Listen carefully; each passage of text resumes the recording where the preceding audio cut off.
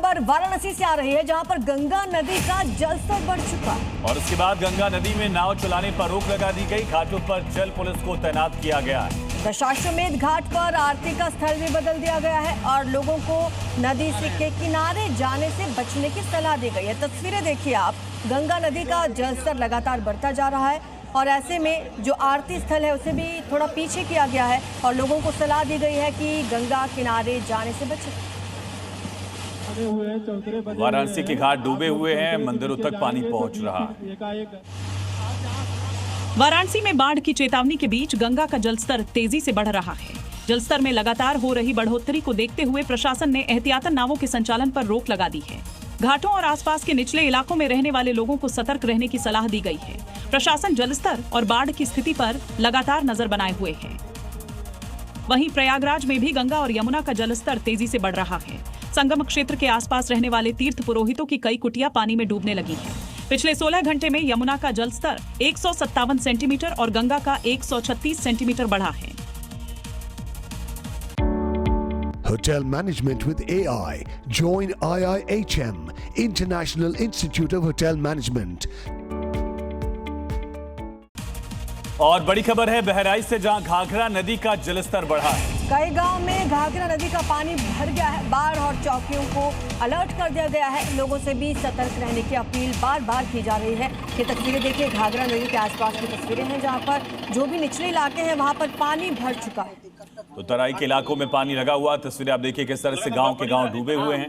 स्थानीय लोगों के साथ ही पशु मवेशी सब इसमें परेशान हो रहे हैं। अब बात करते हैं उड़ीसा की, जहां भारी बारिश ने बाढ़ का खतरा और बढ़ा दिया है। मौसम विभाग ने कई इलाकों में बारिश का रेड अलर्ट जारी किया। नदियां उफान पर हैं, कई इलाके डूबे हुए हैं। ओडिशा में भारी बारिश और नदियों का जलस्तर बढ़ने से उत्तरी और तटीय इलाकों में बाढ़ की स्थिति गंभीर हो गई है।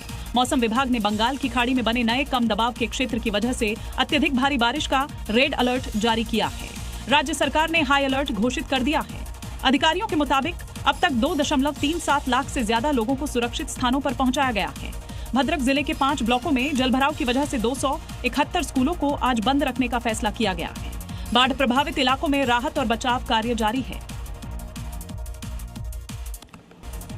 ओडिशा में भारी बारिश के बाद बाढ़ के हालात ने स्कूलों को अपनी चपेट में ले लिया है। केंद्रपाड़ा के एक स्कूल में बाढ़ का पानी घुसने से 300 से ज्यादा छात्र प्रभावित हो गए हैं और छात्रों की सुरक्षा को लेकर प्रशासन ने राहत और बचाव की तैयारी भी शुरू कर दी है।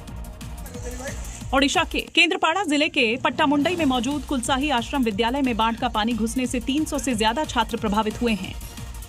लगातार बारिश और जलस्तर बढ़ने की वजह से विद्यालय परिसर में पानी भर गया है, जिससे छात्रों और शिक्षकों को भारी परेशानी का सामना करना पड़ रहा है।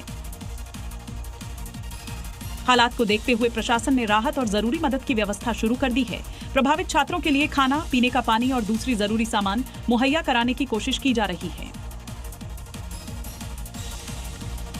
और इसी बीच एक बड़ी खबर का रुख करेंगे। मध्य प्रदेश के मैहर से बड़ी खबर है। गोविंदगढ़ में तालाब से पानी का रिसाव हो रहा है। अब बताया जा रहा है कि 20 से ज्यादा गांव पर खतरा मंडराया हुआ है। भारी बारिश के बाद बाढ़ का खतरा इन गांव में पैदा हो चुका है। मध्य प्रदेश के मैहर से ये बड़ी खबर, जहां पर गोविंदगढ़ तालाब से पानी का रिसाव लगातार हो रहा है।